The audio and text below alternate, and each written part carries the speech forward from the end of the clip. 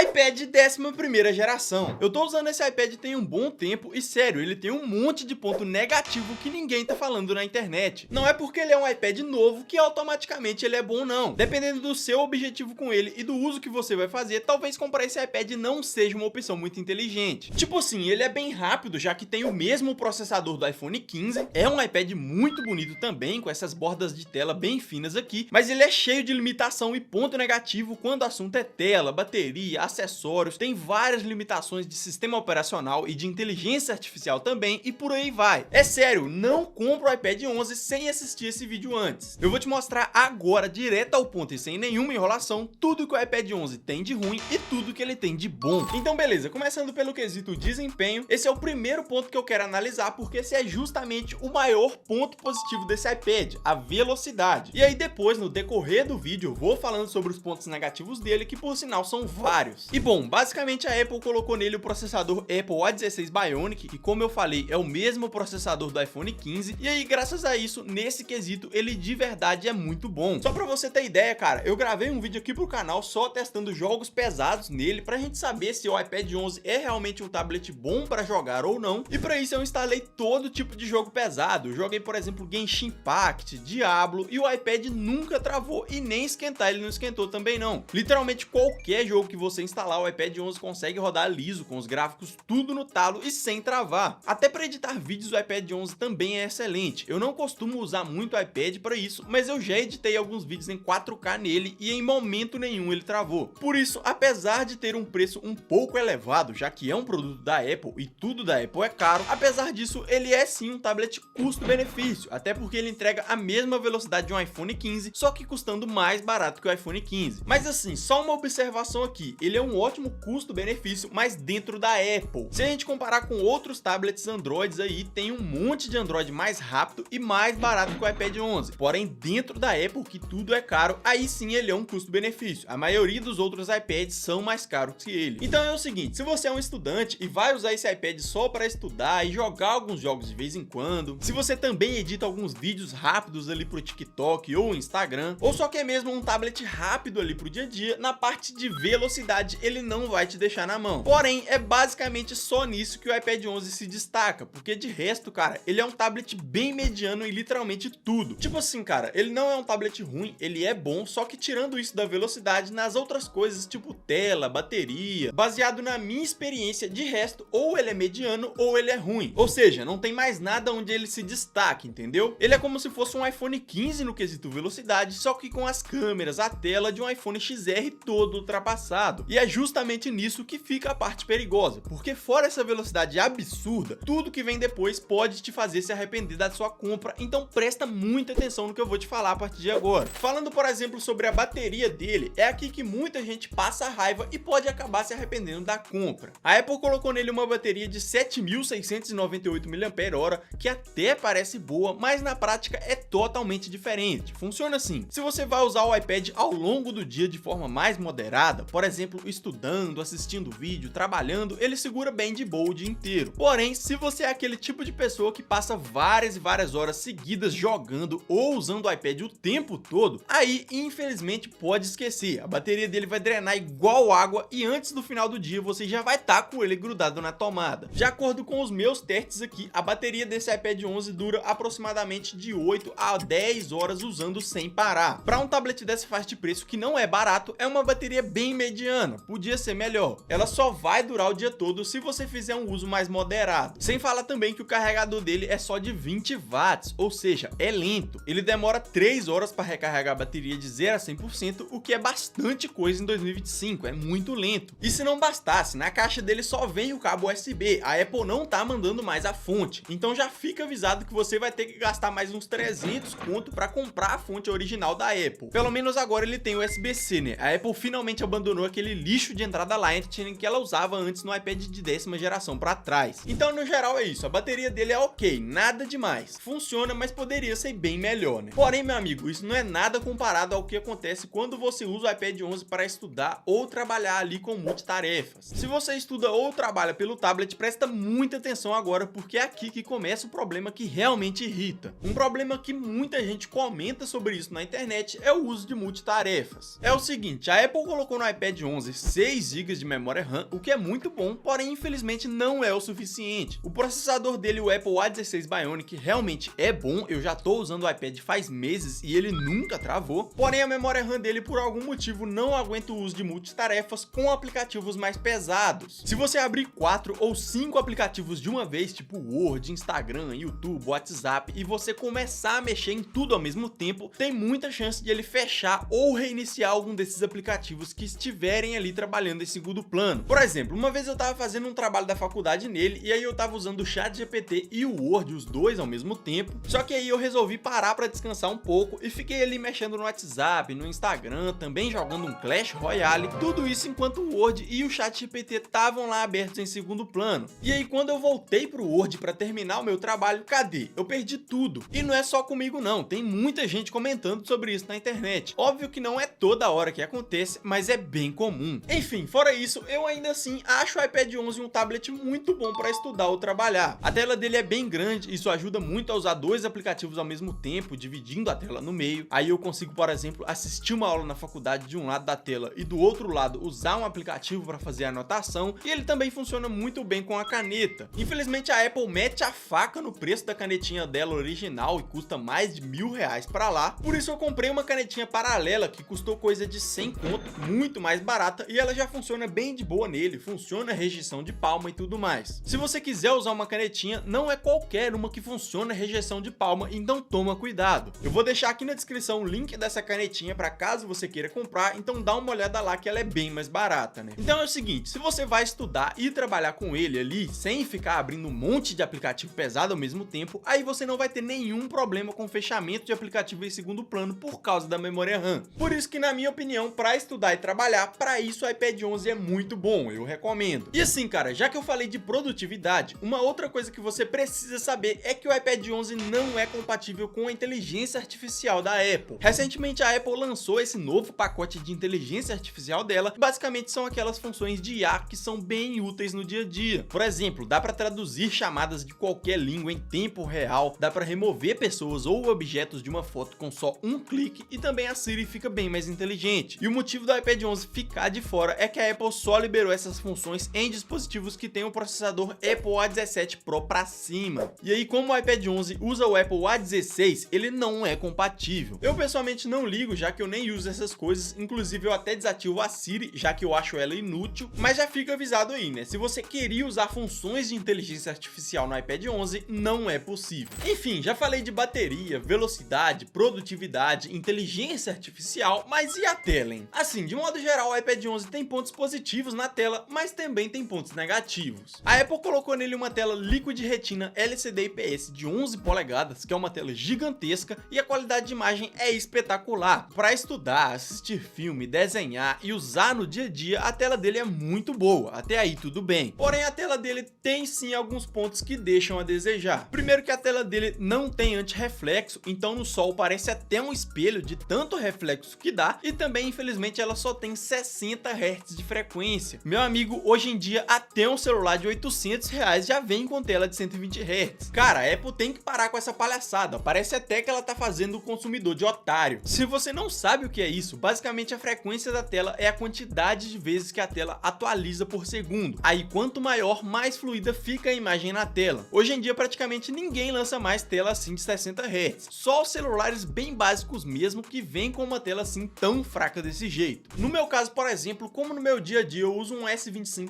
Ultra que tem 120 Hz, quando eu pego o iPad 11 para mexer, parece até que a tela tá com delay de tão grande que é a diferença. Ou seja, se você vai usar o iPad só para tarefas mais básicas mesmo, tipo assistir filmes, usar rede social, trabalhar, desenhar e estudar, aí beleza, a qualidade de imagem é muito boa e essa questão dos 60 Hz nem vai fazer diferença para você. Porém, para jogar não é uma tela muito boa. Se você tá acostumado com 120 Hz, você vai perceber uma diferença absurda. E sobre as câmeras, aqui não tem muito segredo. O iPad 11 não foi feito para isso. Ele vem com uma câmera traseira principal de 12 megapixels 4K, que até que é boa para usar no dia a dia, mas pelo preço do tablet deixa bastante a desejar, já que esse não é o foco do iPad 11. Eu tô passando aqui na tela algumas fotos tiradas com essas câmeras traseiras para você ver, e sinceramente, na minha opinião, parece muito com as câmeras do iPhone XR no quesito qualidade de imagem. São boas câmeras, dá para tirar fotos ali para postar no Instagram com uma boa nitidez e tudo mais, porém não é o foco foco principal do tablet. E já na câmera frontal ele tem uma de 12 megapixels, porém que só capta imagens em Full HD, ela é bem mais fraquinha. Olha só essas fotos que eu tirei com a câmera frontal, é boa? É, porém não é feita para tirar foto o tempo todo. De noite então esquece, o modo noturno tanto da traseira como da frontal é bem fraco. Resumindo, se a sua ideia é tirar foto toda hora, gravar vídeo pro trabalho ou criar conteúdo com as câmeras dele, elas não são recomendadas para isso. Elas são feitas mais para tirar fotos ali de vez em quando, para postar no Instagram e só isso. Enfim, baseado em tudo que eu mostrei no vídeo e na minha experiência própria, a conclusão que eu tenho é a seguinte: vale sim muito a pena comprar o iPad 11 caso você queira um tablet muito bom para desenhar, trabalhar, estudar e também usar no dia a dia com uma velocidade absurda que nunca vai travar. Só que é o seguinte, como ele infelizmente tá muito caro no Brasil, eu vou deixar aqui na descrição o link das versões mais baratas que eu achei e também o link da canetinha que eu uso. Se tiver alguma dúvida pode comentar aqui porque eu vou te ajudar e é isso aí, até a próxima.